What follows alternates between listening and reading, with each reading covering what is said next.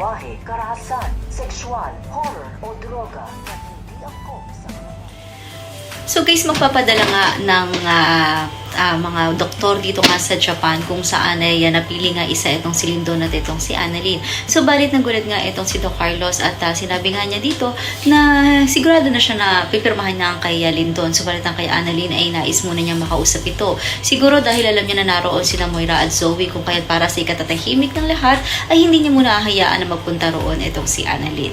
Habang ito namang si Giselle, kinakausap nga niya si Justin dahil pabalik na nga ito sa US at sinabi nga nito na kinakailangan niyang bumalik dahil may importante siyang job interview doon at nakiusap naman si Giselle na doon na lamang sa Apex Hospital nga ito magtrabaho at willing naman daw siyang kuhanin nito. So balit papayag nga ba si Justin at mabibigyan niya ng pagkakataon ng kanyang ina. So yan ang dapat nating abangan dito nga lang sa Abot Kamay na Pangarap.